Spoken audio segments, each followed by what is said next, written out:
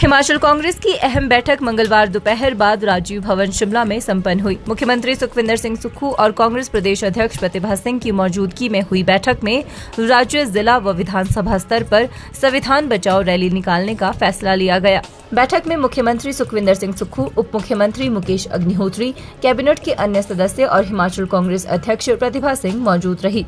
इसके अलावा बैठक में उन नेताओं को भी बुलाया गया जिन्होंने साल 2022 का विधानसभा चुनाव लड़ा था। इस बैठक में कांग्रेस के महत्वपूर्ण सांगठनिक विषयों पर चर्चा की गई। इस दौरान मुख्यमंत्री सुखविंदर सिंह सुक्खू ने कहा कि आज होने वाली बैठक में भाजपा के फेक नैरेटिव के खिलाफ रणनीति तैयार की गई।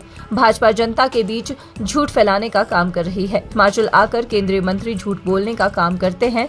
केंद्रीय राज्य मंत्री अजय टम्टा पर पलटवार करते हुए मुख्यमंत्री सुखविंदर सिंह सुक्खू ने कहा कि कांग्रेस की सरकार आने के बाद कामों में तेजी आई। बल्क ड्रग पार्क में भी हिमाचल प्रदेश की संपदा को लूटने की कोशिश की गई है। कांग्रेस सरकार ने सत्ता में आने के बाद हिमाचल की संपदा को बचाने का काम किया। मुख्यमंत्री ने दावा किया है कि वे हिमाचल की संपदा को लूटने नहीं देंगे।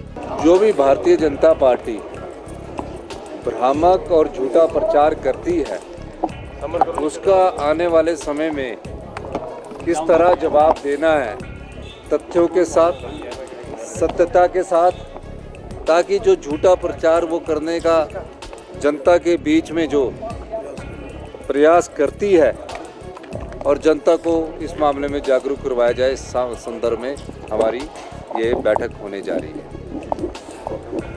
सर, एक केंद्रीय राज्य मंत्री आज हिमाचल दौरे पर थे, अजय टम्टा जी। उन्होंने कहा है कि हिमाचल सरकार जो है भूमि अधिग्रहण करने में मदद नहीं कर रही है। सेंट्रल गवर्नमेंट के विभिन्न प्रोजेक्ट्स में 73,000 करोड़ के प्रोजेक्ट हमने गिनाए हिमाचल प्रदेश। देखिए, एक मेरी बात सुनिए, भूमि अधिग्रहण कानून केंद्र सरकार का है और केंद्र सरकार के कानून को कोई रोक नहीं सकता है। अगर मंत्री जी आए हैं तो उन्हें पूरी जानकारी लेनी चाहिए। जो भी भू अधिग्रहण के रेलवे के प्रोजेक्ट्स है उनका कार्य चला हुआ है। नेशनल हाईवे का जो भू अधिग्रहण है वो चला हुआ है।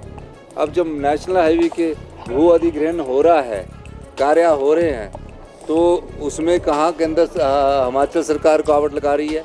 मेरे समय में तो इस कार्य में स्पीडअप किया गया। जयराम ठाकुर जी के समय 1800 करोड़ रुपया शिमला मटौर 4 लेनिंग का, नालागढ़ से लेकर पिंजौर के 4 लेनिंग का और पठानकोट से मंडी के 4 लेनिंग के 1800 करोड़ रुपया ट्रेजरी में पड़े रहे थे 3 साल तक। आप नितिन गडकरी जी से पूछना, 3 महीने के अंदर मैंने सारा काम स्पीडअप करवाया।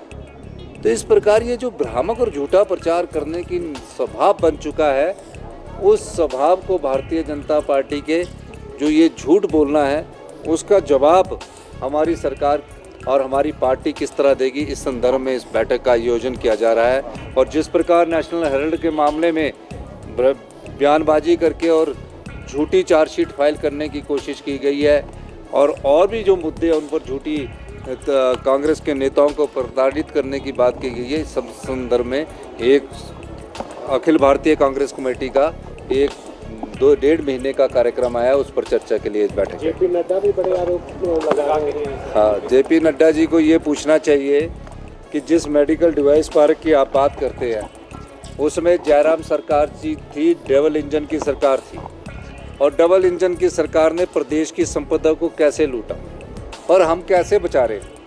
1500 बीघे जगह मेडिकल डिवाइस पार्क के लिए 12 लाख रुपए में दे दी गई।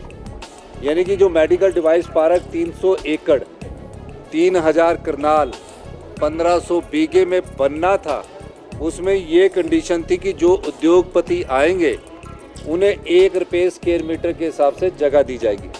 तो हमने कैलकुलेशन की तो 1500 बीघे में अगर 12 लाख में देना है तो प्रदेश की संपदा को लुटाना नहीं है, ये प्रदेश की संपदा को लुटाना है। फिर उसके बाद किसी ने उद्योग लगा दिया, उसको 10 साल तक बिजली 3 रुपये पर यूनिट के साथ से दी जाएगी और हम बिजली अक्टूबर से मार्च में 6 और 7 रुपये के हिसाब से खरीदते हैं।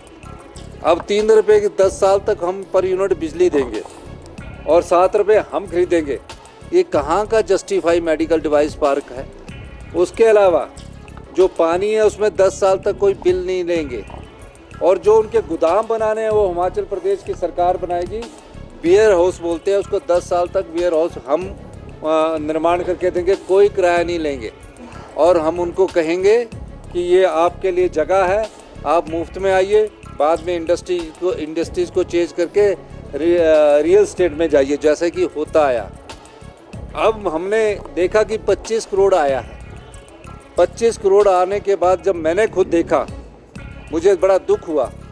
मैंने कहा जब तक मैं मुख्यमंत्री हूँ इस प्रदेश की संपदा को लूटने नहीं दूंगा। मैंने 25 करोड़ रुपया ब्याज के साथ वापिस किया। माननीय जगत प्रकाश नड्डा जी राष्ट्रीय नेता है, हिमाचल के हित की बात करते हैं।